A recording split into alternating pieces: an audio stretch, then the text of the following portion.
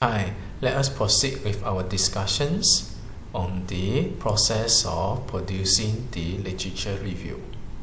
We are entering the last part of this topic, which in our previous videos we have covered the first 4 stages of doing the literature review.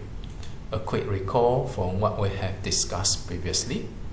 There are several rules that we need to follow. First, you will need to make sure you are in control throughout the entire process.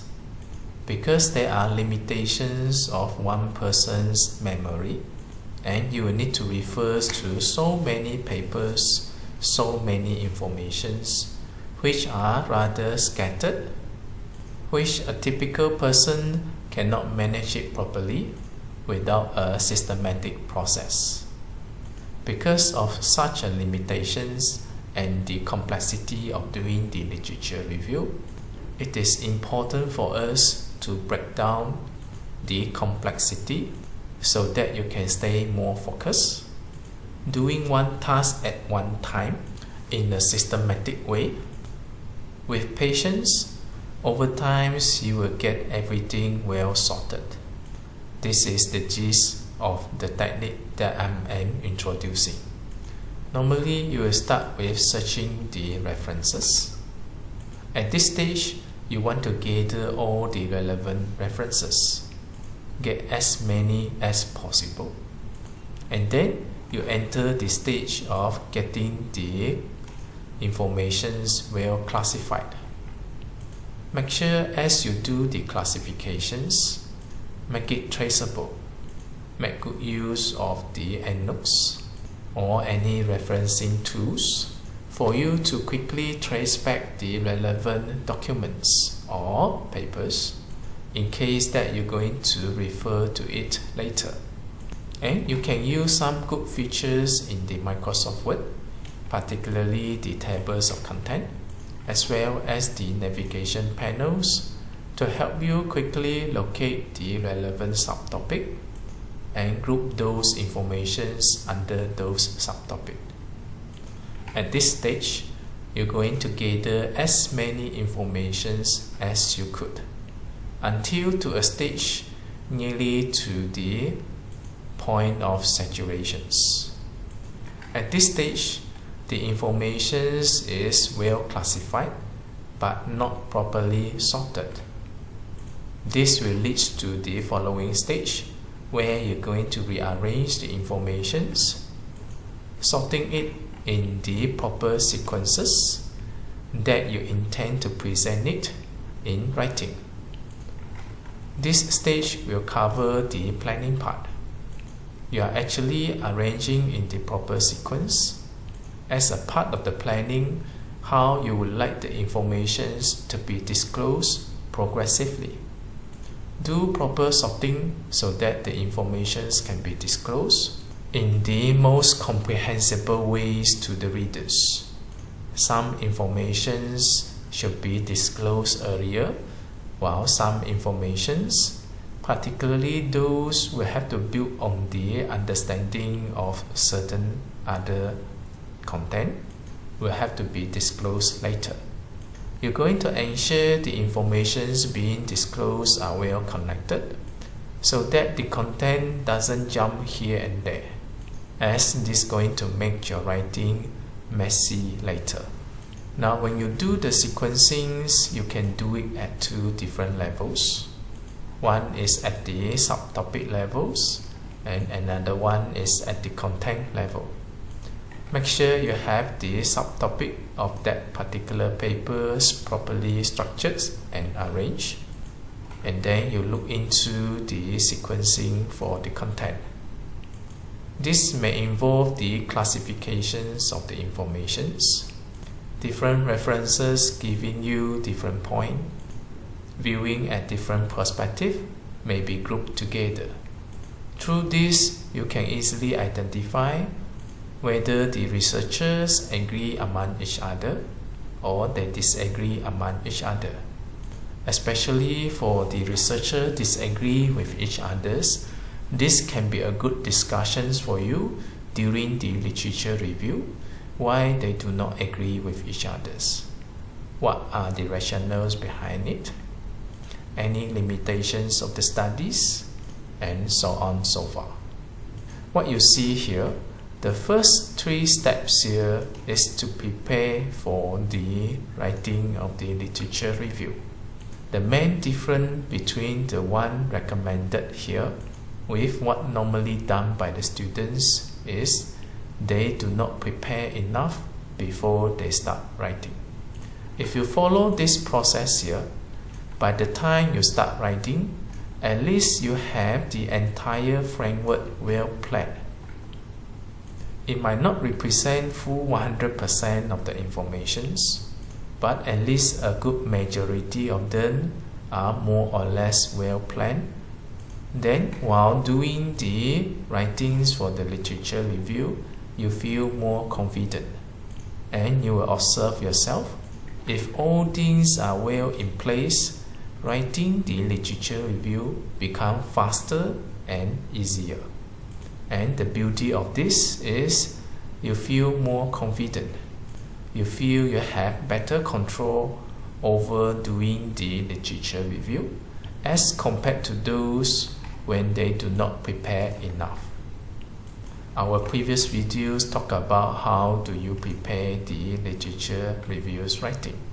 Again, follow the rules of doing one task at a time. Your first step is to write the statements. Use the informations that you have sorted and produce writing in a coherent manner and make it readable. The first step is to make sure your writing is readable. Once you have drafted the statements as well as the paragraph, your second step is for you to check for the grammar. You may use Quillbot or Grammarly or any other grammar tools helping you to correct your grammar. And now that you have your grammar checked, your following step is for you to optimize your writing. You may use the paraphraser to give you several recommendations, the alternative ways to write the statements. Based on the recommended alternative, you will compare to the writing of yours and to see which is more effective. Sometimes the terms that you use in your draft may not be as appropriate. You get some ideas from the paraphraser how the statement should be constructed and what are the terminologies that may be used. Choose the best statements that you feel most appropriate to carry the informations and choose the most precise terms to be adopted in your statements. And then go through this process of paraphrasing several times until your statements end up to be more optimized. Personally, I would like my statements to be more concise. This will give the readers a better experience of reading, where you can minimize the redundancy and use the minimum amount of word to carry the informations. By doing this, you make every single words in your papers counts. Normally, I will go for the simple statements, as simple as possible, short statement, as short as possible, precise terminology, as precise as possible. The ultimate goal here is to get the readers to understand your meaning. Writing the literature review is basically expressing the content that you learn in the layman term. If you find yourself do not really understand certain points, it is either for you to gain better understanding over that particular point, or if you cannot manage it, you don't have to pretend that you understand that particular point.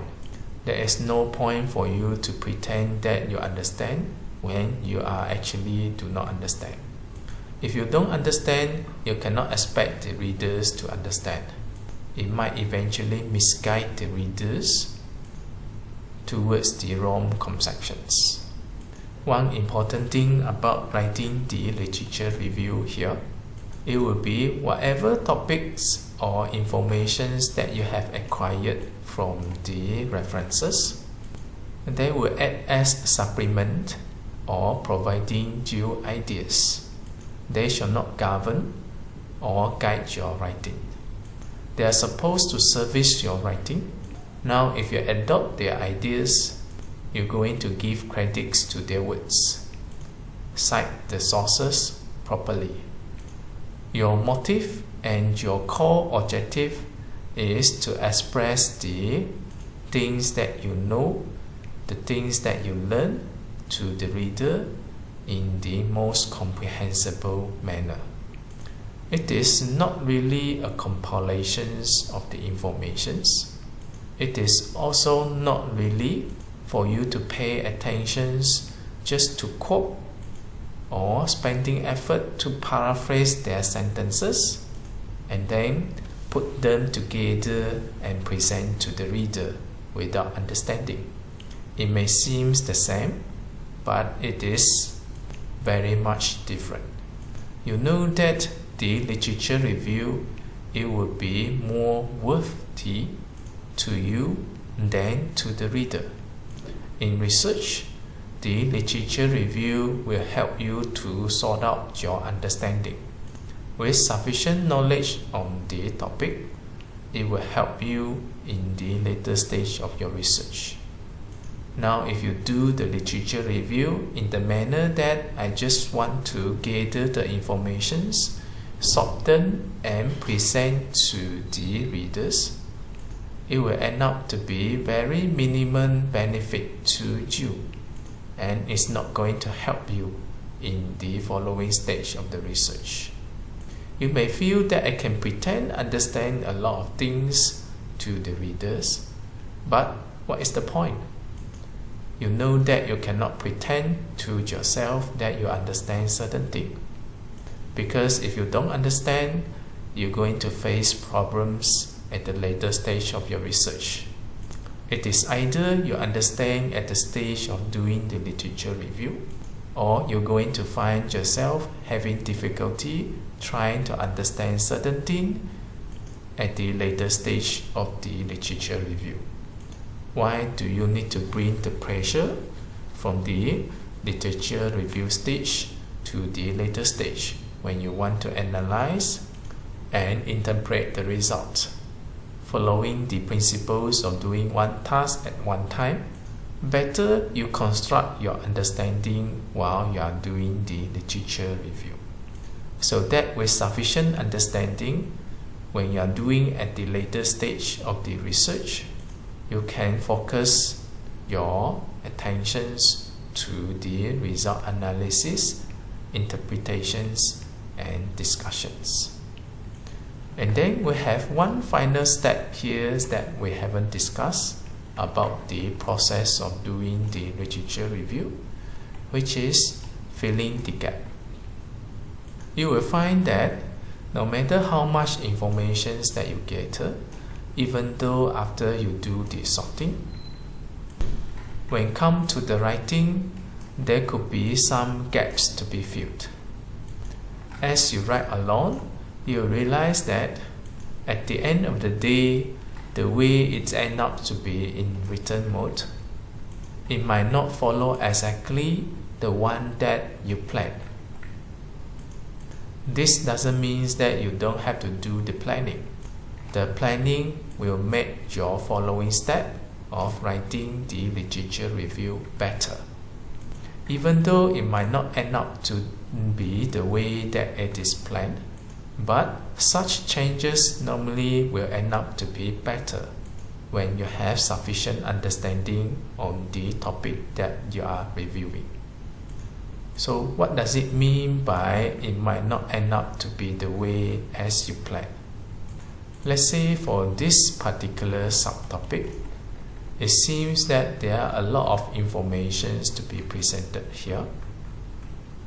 But at the end of the day, when you presented it in the writing, this much information, it might eventually end up with 1 or 2 paragraphs only. And since you have so many subtopics here, it might end up to be different paragraphs under one section. Some topic, for example here, may not have much information.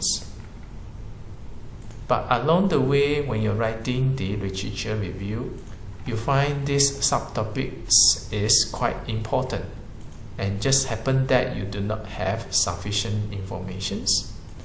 This leaves you a gap there, telling that you need to find more information on this particular topic. Now this is the process that you need to fill in the gap. You're going to search for more papers, but now you have a clearer directions.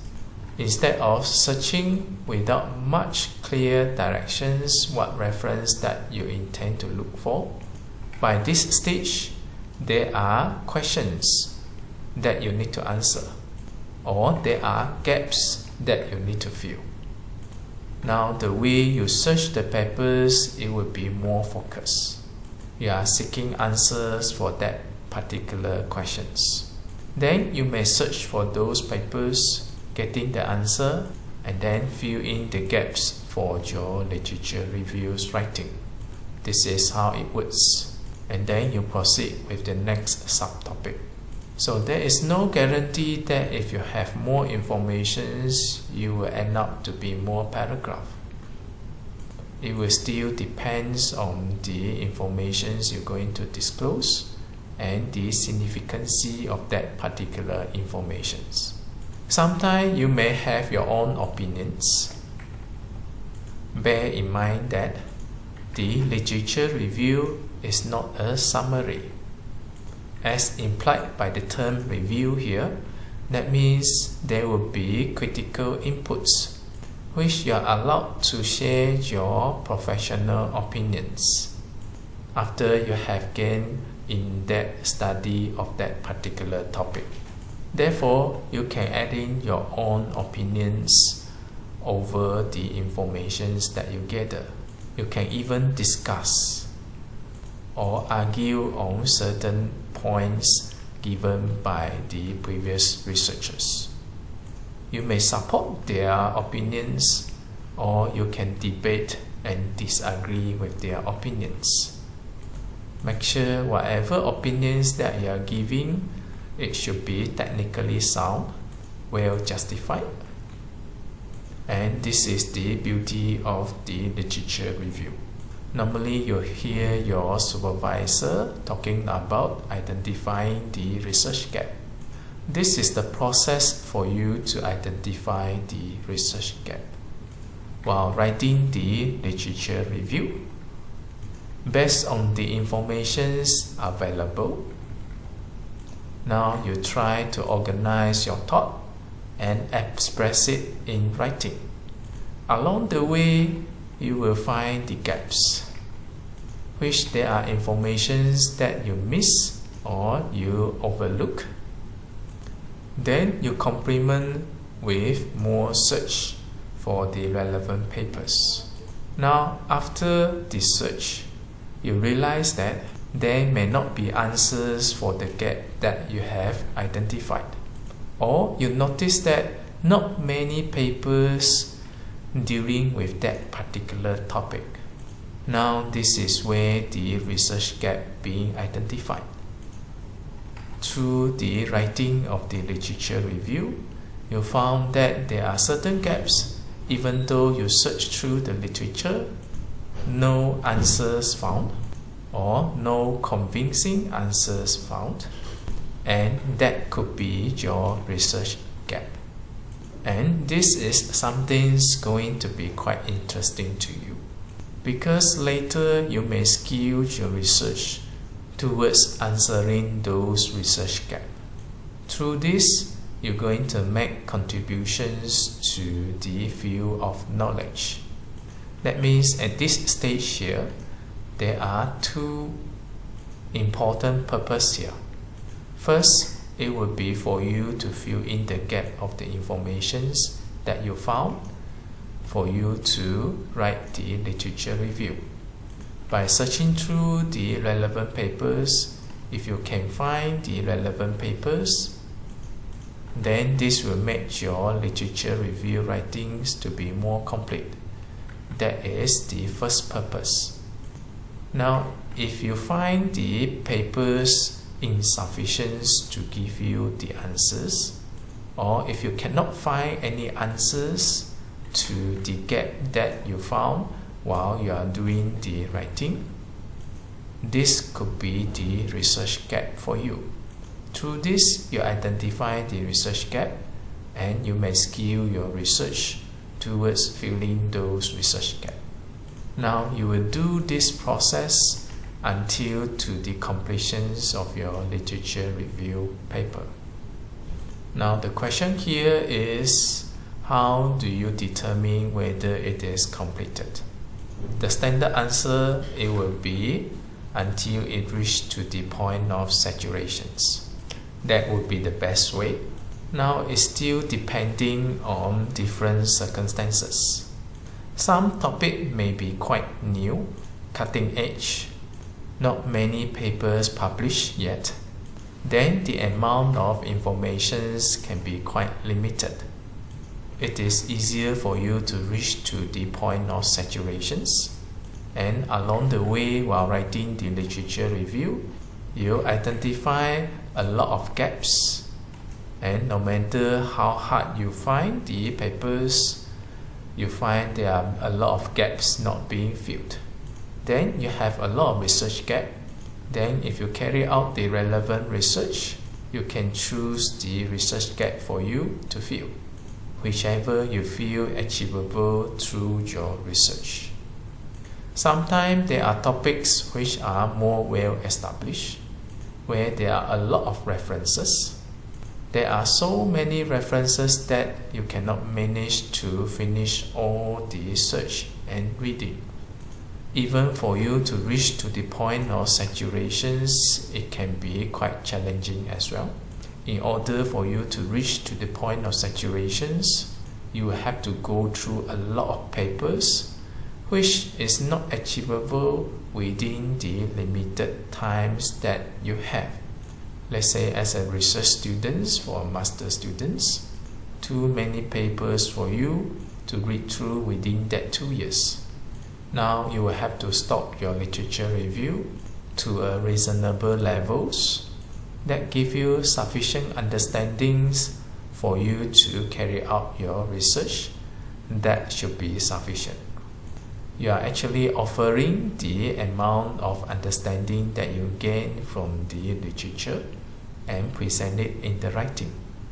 The ultimate purpose of doing literature review is to service your research.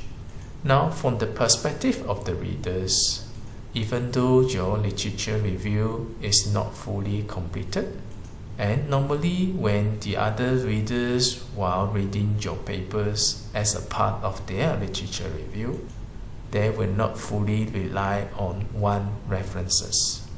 Even though there are certain points or certain content that not being covered by your literature review, they will find their ways to fill in the gap from the other references, or if that gap is actually the research gap of that particular topic, probably they can contribute the relevant knowledge through their research in order to fill in the research gap. This brings us to the whole purpose of doing the literature review. At the end of the day, we are talking about the fundamental principles of doing literature review. What is the main purpose of doing the literature review? It is not for you to act that you understand. It is also not for you to summarize the information for the readers. The greatest benefit that can gain through the literature review, it will be yourself. you gain the relevant knowledge by doing the literature review. By doing the writing for the literature reviews, it is actually a process for you to sort the informations that you have, to synthesize the understanding that you gain through those informations. The writing process helps you to organize your thought, and then through the process you will find a lot of gaps for you to explain it in the more comprehensible manner, and then you will try to find your ways to answer those questions within the gap. If the answers can be found from the literature, then you use that to fill in the gap and you gain more understanding. Now, if you cannot find the answer from the literature, most likely that will be your research gap, and this give you a directions for your research study at the later stage. So what you see here, the most benefit that you gain from the literature review, it will be for yourself. Therefore, you should do the literature review properly, and that is the foundations of your research study.